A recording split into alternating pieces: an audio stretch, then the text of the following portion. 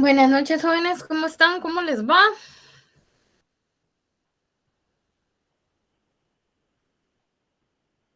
Buenas noches, licenciada. Pasando un poquito de lluvia. Sí, está fuerte, ¿verdad? Bueno, vamos a iniciar la clase del día de hoy. La clase del día de hoy, o el tema del día de hoy será formas de organización del Estado. Ok. Hola, María Magdalena. Antes de iniciar la clase, solo les quiero hacer dos anuncios. El primero es que ya tienen todas sus notas, ya todos los que se examinaron tienen sus notas, ya nadie me hace falta, así que ya pueden revisar cuál fue su nota del primer parcial. Segundo es que este viernes no nos toca trabajar, pero el viernes 7 de octubre sí nos tocaría trabajar. Sin embargo, el periodo lo pidió Mercadotecnia en reposición de otro periodo que nosotros les tomamos, así que ahí está, el periodo se lo cedimos y por esa razón ustedes el 7 de octubre van a tener doble periodo de merca, van a trabajar van a trabajar con ellos, así que no nos vamos a ver ese viernes tampoco. Bien, bueno, vamos a iniciar con el tema de formas de organización del Estado.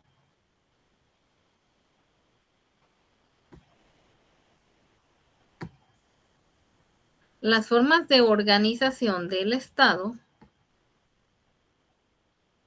varían según la naturaleza de las instituciones que se clasifican. El Estado de Guatemala, como cualquier otro estado en el mundo, necesita organizarse para poder garantizar el cumplimiento de sus funciones y hacer llegar los servicios a la población en general. El organigrama que tenemos a continuación representa el Estado de Guatemala con sus tres poderes y otros órganos que les sirven para realizar o terminar de ejecutar tareas específicas de control, ya sea jurídico o administrativo. En esta figura tenemos gobierno central. Inmediatamente después de gobierno central está el organismo ejecutivo y es todo lo que ustedes van a encontrar en color azul. En la primera línea están las secretarías, después están los ministerios y después de los ministerios, siempre de azul, van a encontrar todas las demás instituciones que son autónomas, descentralizadas, semiautónomas, semidescentralizadas, que son empresas públicas, empresas públicas semidescentralizadas, etc. Vamos a encontrar toda esa variedad aquí. Y todo lo que está en azul, si ustedes se dan cuenta, es lo más grande. Ocupa tal vez un 60 o un 70% de lo que es el sector público. ¿Por qué razón? Porque es lo que ejecuta, lo que garantiza que se ejecute dentro de gobierno central y en el estado de Guatemala y en la ciudadanía. Si esto no se ejecutara, no existiera, por ejemplo, órganos, instituciones que velaran por la salud, por la educación, por la seguridad, por cualquier otro tema que es parte de lo que el Estado de Guatemala nos debe de garantizar, entonces no podría el Estado de Guatemala cumplir con sus preceptos constitucionales. Toda la parte azul que tenemos aquí le ayuda al gobierno a cumplir con los principios constitucionales a los que nosotros tenemos derecho. Por esa razón es lo más grande que existe, es lo más grande que hay en la figura en general. A la par tenemos el organismo legislativo que inicialmente está representado por el Congreso de la República, después el organismo judicial. Y aquí al lado hay pequeñas instituciones que están bajo el título de órganos de control político y órganos de control jurídico administrativo. Otras instituciones, entre esas ustedes van a encontrar a la Procuraduría General de la Nación, van a encontrar a la Contraloría General de Cuentas, son órganos cuya naturaleza es ser entes fiscalizadores de lo que hacen todos los demás, de lo que hacen todos los que están aquí. ¿De acuerdo? ¿Tienen alguna duda o pregunta en relación a esto? ¿Y en qué momento dejé de presentar? Se acaba de ir la pantalla, licenciada. Ah, bueno. Gracias, Lisa. Ahí está. ¿Tienen alguna duda en relación a esto, jóvenes? Está facilísimo, ¿verdad? Bueno, sigamos pues.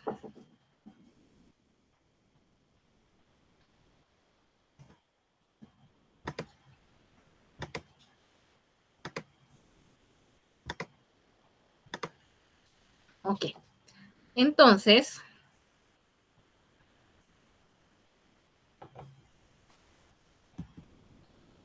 esta clasificación en dónde encuentro regulado qué institución pertenece a qué, a gobierno central, a organismo ejecutivo, legislativo, judicial, qué tipo de institución es, cuál es su función, es un órgano de control político, de control jurídico.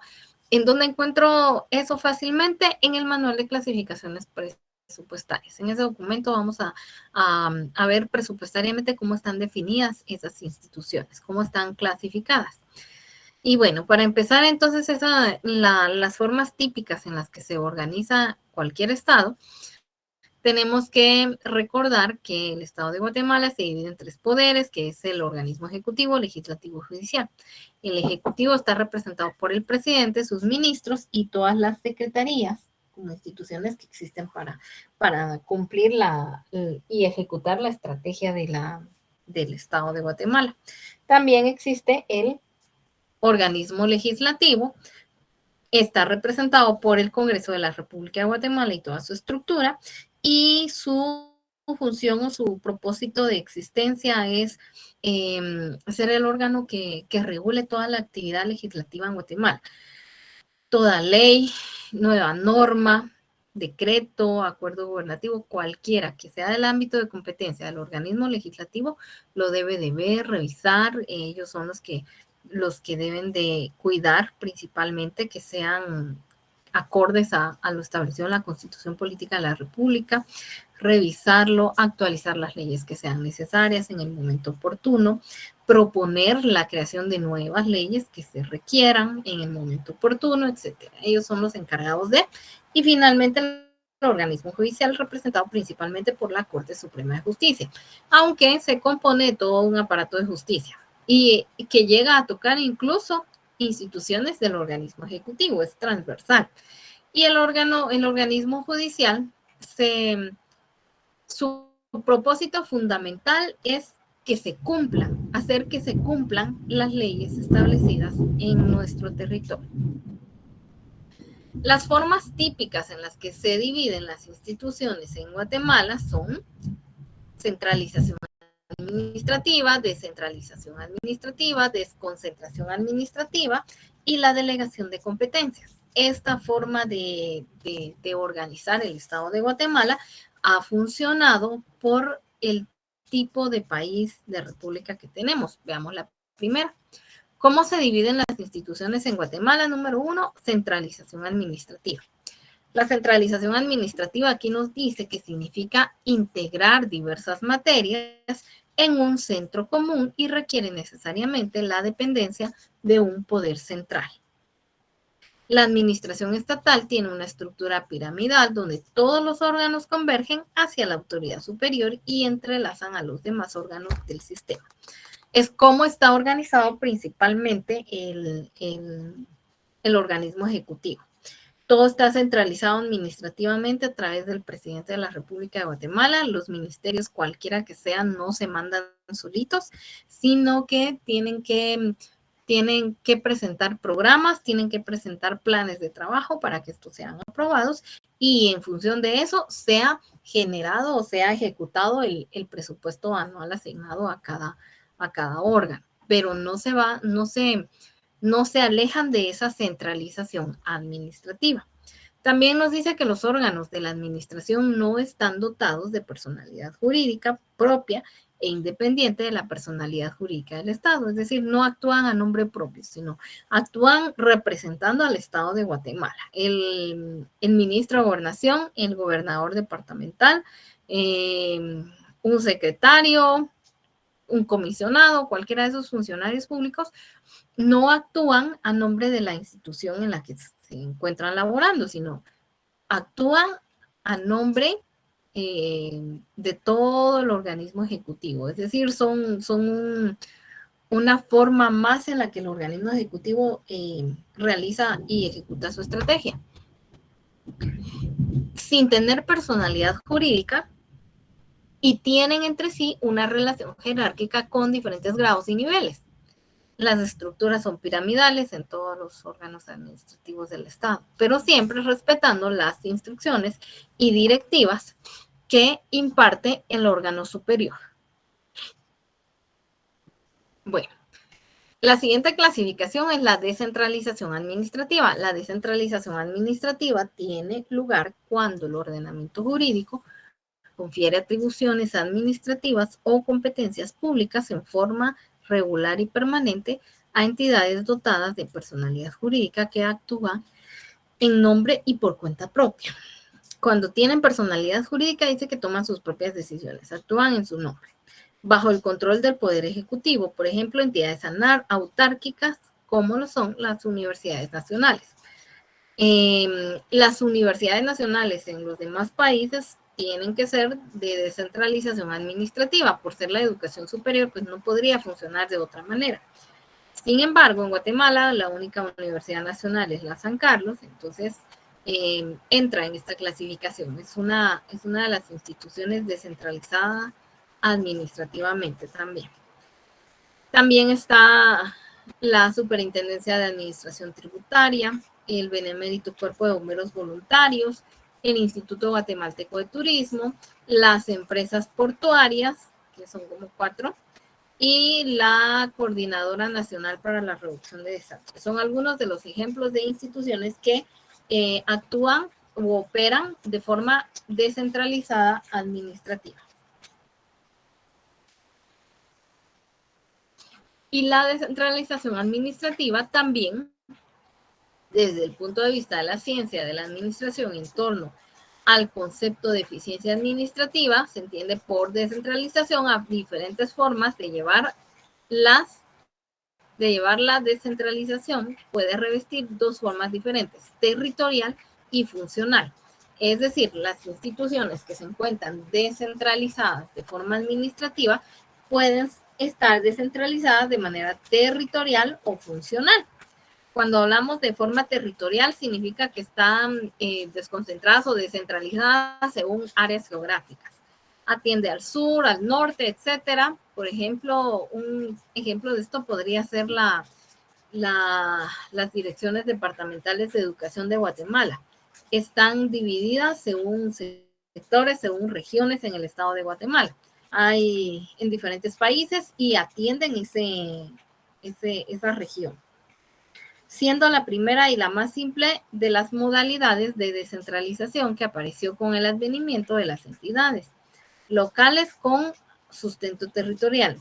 Justamente y como ejemplo de este tipo de descentralización, se suelen citar las comunas o municipalidades, porque estas instituciones tienen personalidad jurídica y además de eso, tienen un territorio que cubren, que es su responsabilidad atender, cubrir y darle mantenimiento.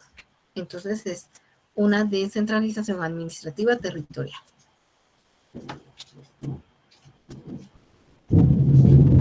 Tiene lugar también la desconcentración administrativa, y en el lugar cuando la ley confiere en forma regular y permanente atribuciones a órganos inferiores dentro de la misma organización de una entidad pública.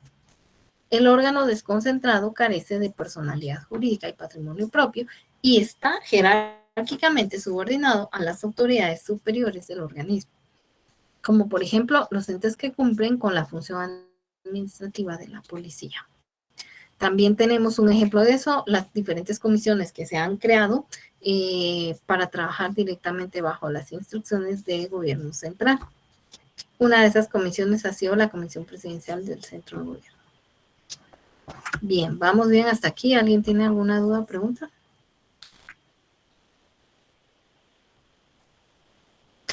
La desconcentración administrativa, entonces, es la desconcentración del ente central con base a una norma. Ha transferido parte de su competencia u órgano que forman parte del mismo. La desconcentración es simplemente una forma de organización que tiende a agilizar la actividad de la administración central. Con el debido reglamento, por supuesto. Ejemplo de eso es el Comité Nacional de Alfabetización, que ha atendido o ha tenido el propósito de ir desconcentrando las funciones del Ministerio de Educación. Y finalmente vemos la delegación de competencias. Este tema, delegación de competencias, se refiere a la decisión del órgano administrativo a quien legalmente le corresponde, por la cual transfiere el ejercicio de todo o parte de la misma a un órgano superior. Es importante identificar adecuadamente la delegación de la descentralización y de la desconcentración. En estos dos últimos temas hay una decisión legislativa, por lo cual total o parcialmente se quita la competencia del órgano superior y se le atribuye a un órgano inferior. También, la delegación no significa así una determinación de nuevas estructuras de competencia. El acto de delegar interviene en el ámbito de un ordenamiento o estructura de competencias ya establecido y no lo modifica de modo alguno estructuralmente, solo en la dinámica de la actuación administrativa que produce sus efectos. Y bueno, hasta aquí entonces con esta presentación. ¿Dudas o preguntas? ¿Dudas o preguntas, jóvenes? ¿O todo fácil?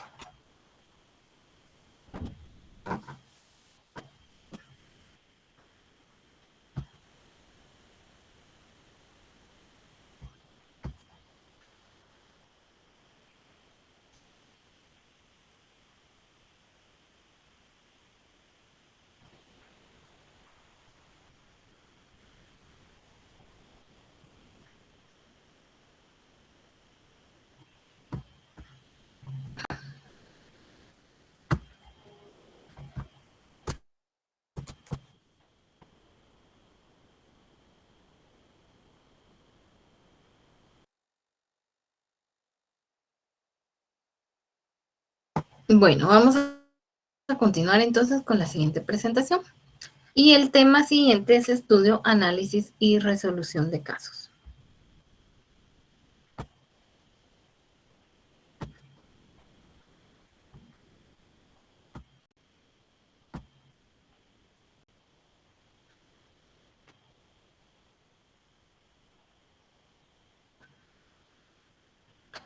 En este caso, o con este tema, vamos a empezar definiendo qué son los casos. Y los casos son situaciones que algunos llaman problemáticas o simplemente situaciones en las que se presentan acciones distintas a lo normal, a lo común en nuestro contexto y que necesitan ser solucionadas. Pero antes de eso vamos a iniciar con una imagen de gimnasia cerebral. ¿Quién me puede leer lo que ahí dice?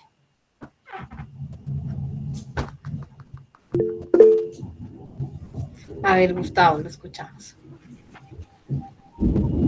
El temor a lo que piensan los demás es la... Ay, permítame que me parece. Los demás es la...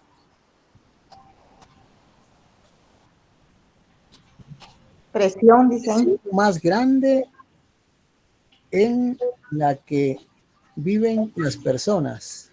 Muy bien, excelente, excelente. Muchas gracias, Gustavo. Vamos a corroborar. Ahí está, justo lo que decía Gustavo. El temor a lo que piensan los demás es la prisión más grande en la que viven las personas. Muy bien, excelente. Bueno, entramos entonces ahora sí a ver el origen de los casos. El origen de los casos, aproximadamente en la Universidad de Harvard en 1880, para específicamente la Escuela de Negocios de la Universidad de Harvard. Y la intención era darles la oportunidad a sus estudiantes de leyes de discutir, de participar, de tener la experiencia de estar en un proceso o en un caso, resolviendo un caso real sin necesidad de estar en la sala de juicio. Por esa razón se crea esta metodología que es precisamente lo que busca, que se les enfrente a realidades, a situaciones quizás hipotéticas, pero con soluciones reales. ¿De acuerdo? Bueno, esa es la intención y ese es el origen de los casos. Denme un segundito, jóvenes. Solo voy a buscar algo. Ahorita veo.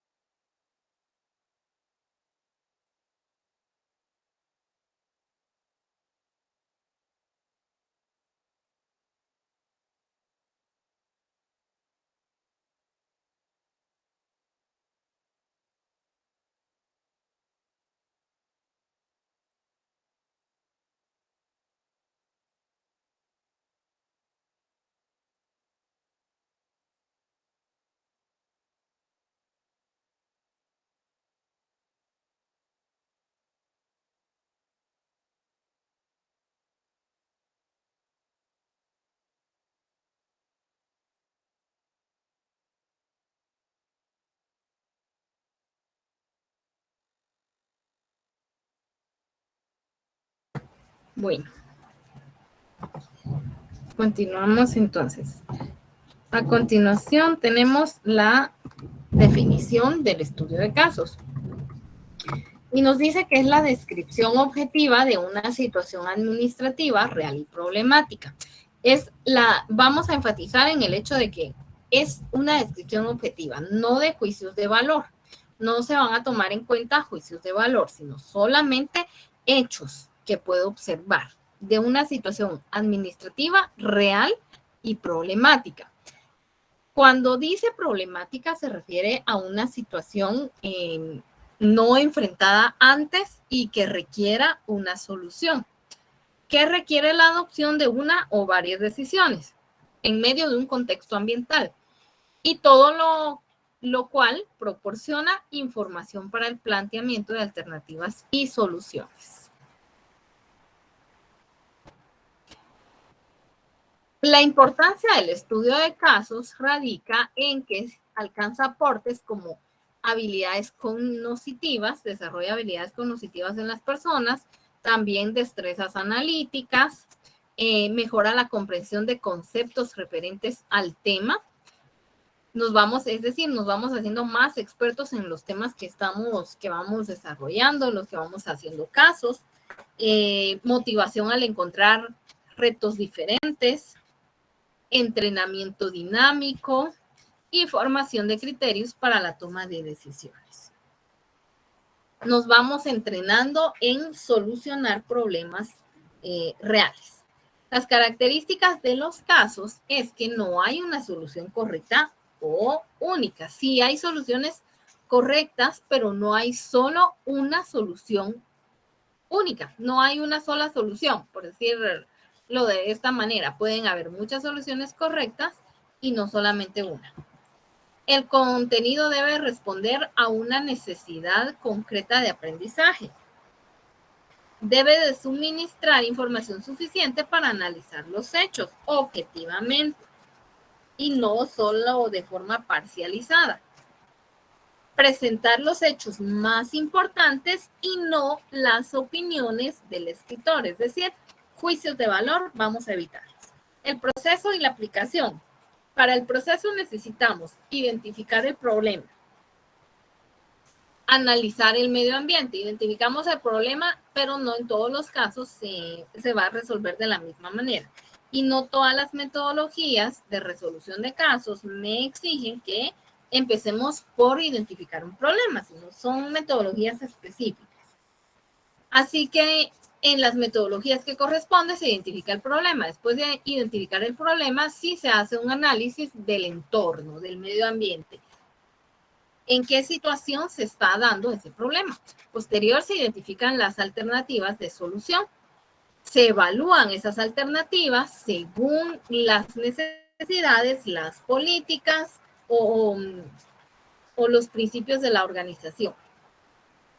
Se seleccionan las alternativas de solución según lo diga la empresa. Quiero la más cara o quiero la más barata. Quiero la más creativa o la que lleve menos tiempo, la que sea más fácil, la que sea más compleja, etcétera. Según los criterios de la organización se seleccionan entonces, se evalúan y seleccionan esas alternativas. Cuando decimos evaluamos nos estamos refiriendo a una evaluación cuantitativa. Se establece un plan de acción para las alternativas seleccionadas y finalmente se implementa. Y ese es el proceso de resolución de casos. El proceso y aplicación. El objetivo grupal, la resolución de casos, se convierte en una técnica eminentemente social.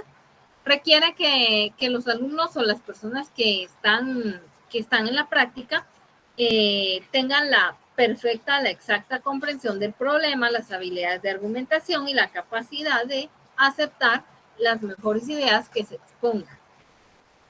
Cuando vamos a redactar un caso, vamos a pasar esto, es necesario que estemos conscientes que redactar un caso nos ayuda a desarrollar la capacidad de expresar pensamientos de forma clara y escrita, relacionar experiencias obtenidas, adaptar y adoptar un método de escrituración y análisis y desarrollar el entendimiento, la comprensión de los problemas administrativos. La metodología para redactar casos, primero es definir el tipo de información relevante y las fuentes de investigación a utilizar. Y posteriormente a identificar esas fuentes de información relevantes y directas a utilizar, se diseñan los instrumentos de investigación.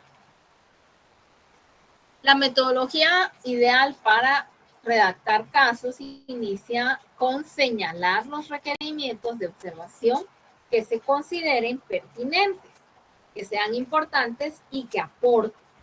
Elaborar un programa señalando actividades y fechas, un cronograma de acción. Elaborar un bosquejo o mapa de escrituración, es decir, elaborar como el índice de los temas que necesito, que quiero estudiar. Determinar del propósito de su manuscrito. ¿Cuál es el propósito? Su propósito tendrá entretener, educar. ¿Cuál será el propósito? Crear polémica, crear plática. Identificar cuál es ese propósito. Considerar lectores potenciales y definir la audiencia a través de las siguientes interrogantes. ¿Quién leerá mi trabajo? ¿Quién leerá mi trabajo, mi material? ¿Qué entendimiento y nivel de educación previo deben de tener esos lectores? ¿Cuál es el nivel de educación aproximado de los lectores? ¿Y qué tan motivados están los lectores con relación a ese tema, a ese asunto?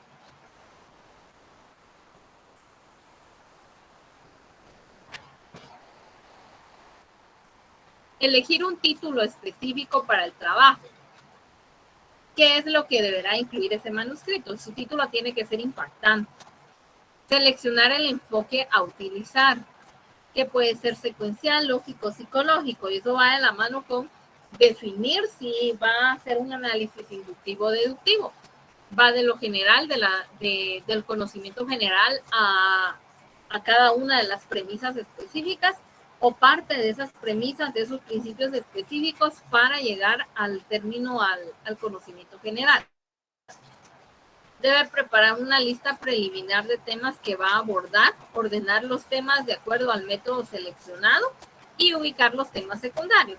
Los temas que no aportan directamente valor a lo que estamos estudiando, entonces pasan al final o se busca la forma ideal de dónde dejarlos para que se comprenda, se aprecien, puedan aportar y no estorben. Finalmente, después de todo lo anterior, entonces presentamos el informe de casos. Y ese informe debe llevar una carátula, una portada, un índice, introducción, análisis y presentación de resultados, análisis y presentación de alternativas de solución, conclusiones, recomendaciones y anexos y apéndices si los hubiera. Es importante recordar que las conclusiones tienen que ser consensuadas. Las conclusiones tienen que ser enfocadas al tema. Y de esa cuenta, las recomendaciones también serán enfocadas a ese tema. Tienen que ser conclusiones realizables, medibles, posibles y para poder dar recomendaciones en las mismas características. Anexos y apéndices si existieran. Bien, ¿cómo lo ven aquí? ¿Tienen alguna duda o pregunta?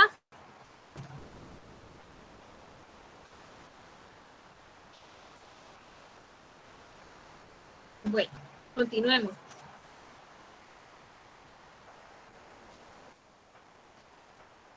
En el análisis y resolución de casos me dice que es el esfuerzo. Aquí ya estamos resolviendo el caso. Ya lo redactamos, ahora toca que lo resolvamos. Es el esfuerzo de investigación administrativa que se realiza con miras a diagnosticar y plantear soluciones alternativas sobre un ámbito específico y global de una empresa o de una parte de ella, revisando, evaluando y comparando planes, programas, proyectos, objetivos, funciones, políticas, estrategias, estructuras, sistemas, procedimientos, métodos, recursos, etcétera, que sea en forma separada o conjunta.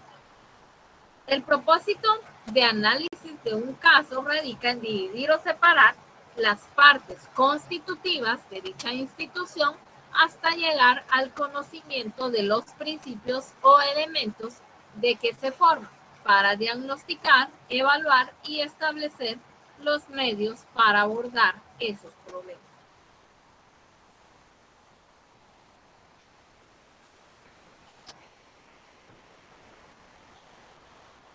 Planteamiento específico de las alternativas a considerar para los problemas planteados.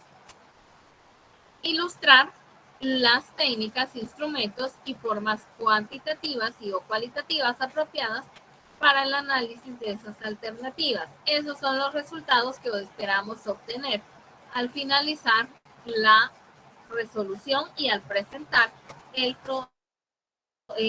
informe. El proceso, el caso se debe de leer de forma general para conocer sus términos de referencia y qué se pide para solucionarlo. Dividir el contenido en párrafos con sentido completo para su investigación. Establecer datos básicos y datos reales para el análisis. Reunir hechos objetivos y subjetivos del problema, separarlos y ubicar en dónde deben ir cada uno. Evaluar los hechos y ordénelos, evalúe los hechos y ordénelos de acuerdo a criterios diversos específicos, como por ejemplo, lo más relevante y lo menos relevante, o lo más reciente y lo más antiguo, o sucesivamente, pero separarlos en extremos completos. Definir el problema, causa, efecto y consecuencia. Si la metodología que vamos a utilizar lo exige o lo amerita, no todas las metodologías de resoluciones de casos exigen que definamos un problema, causas, efectos. Establecer alternativas de solución con sus ventajas, limitaciones y ponderación. Seleccionar las alternativas más adecuadas según la ponderación anterior o según los criterios de la organización. Recuerden, la organización puede decir, me interesan las alternativas o las propuestas de solución más baratas o las más caras o las más complejas o las más fáciles, qué sé yo. Preparar y presentar su plan de acción con sus objetivos, alcances, justificación, recursos, métodos de trabajo, cronograma. Después de toda alternativa de solución, independientemente de en qué curso esté o en qué tema esté, cuando usted da una alternativa de solución, es decir, dice, bueno, hagamos tal cosa. Cuando usted lanza la idea, procure acompañarla de un plan de acción, porque el plan de acción me va a decir paso a paso qué se tiene que hacer y entonces mi propuesta no quedó solo como una idea en el aire. Presentar su estudio y discutirlo con el responsable y vinculados al problema. Bien, ¿tienen alguna duda o aporte ahí?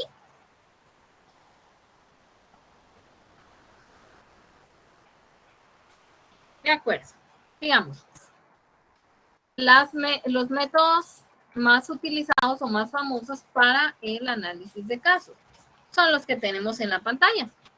Iniciamos por el FODA. El FODA es la metodología más conocida por ustedes. Han hecho FODA desde, no sé, desde que estaban en kinder, creo que los ponen a hacer FODA ahora. Y usted sabe que en el FODA no se inicia por determinar una problemática. Usted en el FODA inicia por establecer la filosofía, después busca hacer un análisis ambiental y organizacional para que le dé elementos suficientes y determinar cómo se encuentra la situación problemática, y finalmente usted propone a través de una lluvia de ideas varias alternativas de solución.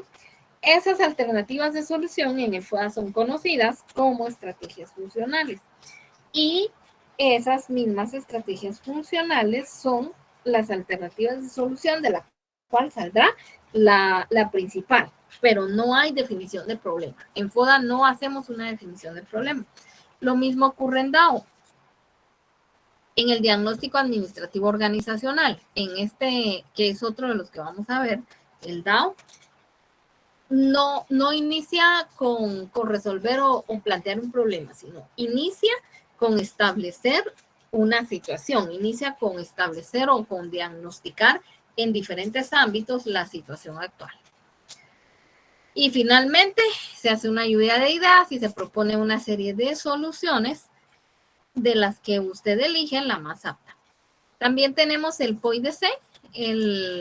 Esta metodología, tengo entendido que también ustedes la vieron ya el año pasado o el semestre pasado. Esta metodología es una de las más completas, pero esta sí inicia con establecer una problemática.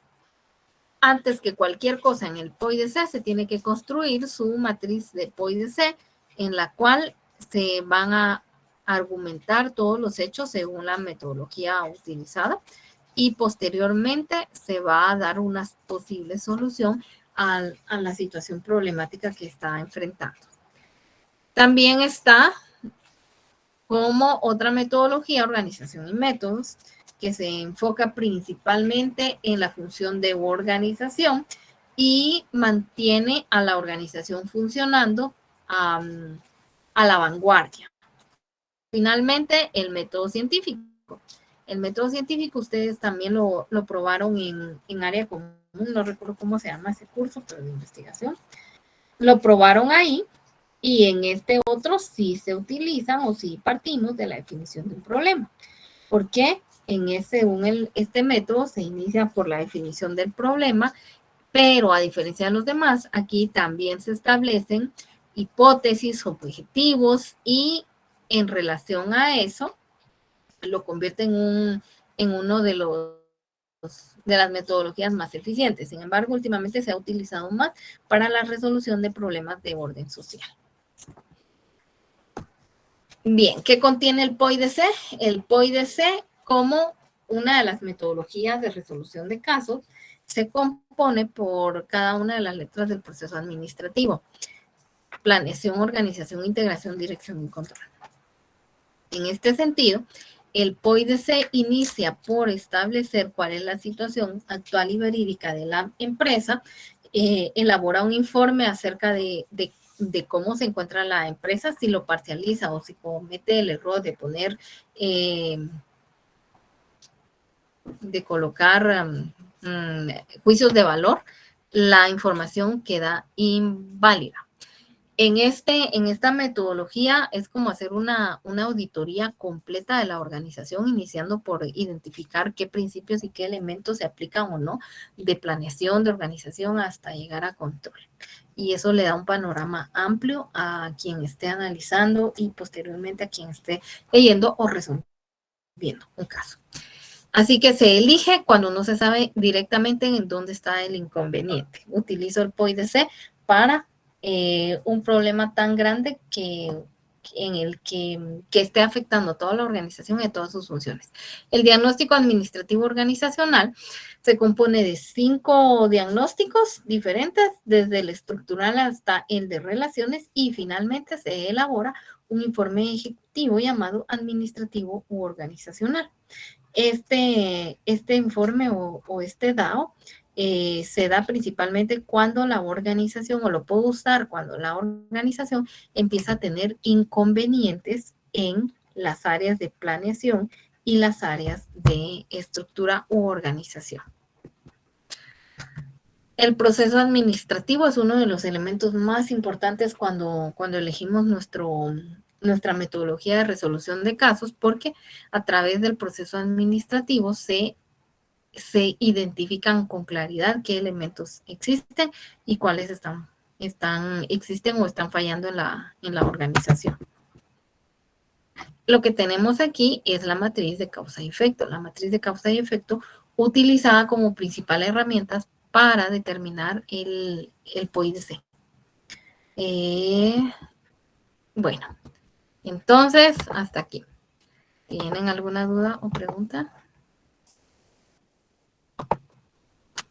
¿Cómo está la lluvia? ¿Ya paró la lluvia? Demasiado fuerte, licenciada. ¿Verdad? Demasiado fuerte, leo yo. Muy fuerte, qué mal.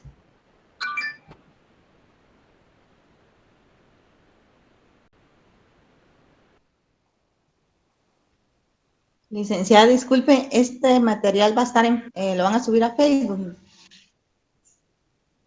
Sí. De esta presentación de hoy.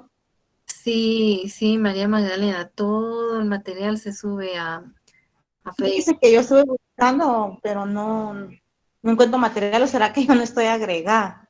Si verá que no encuentro el material ahí. Bien, ahí. Es que cambiamos de grupo, entonces se va a subir el material nuevo para el siguiente examen, ¿o yo? Ahí se recuerda que cambiamos de grupo. Lita, perdone, en el nuevo que es Emprendedores, No, ahí no han gracias. subido archivos, ¿verdad? No, todavía no. Bueno, gracias. Ok. Bueno, entonces, ¿dudas o preguntas? El siguiente tema es el proceso administrativo. En el siguiente tema, el proceso administrativo, lo vamos a repasar para que ustedes tengan presente, tengan fresco todos los documentos y, todos los principios, elementos y medios que forman parte de cada una de las funciones del proceso administrativo. ¿De acuerdo? Así que con eso iniciaremos en la próxima clase. Insisto, vuelvo a preguntar si tienen dudas o preguntas acerca del tema.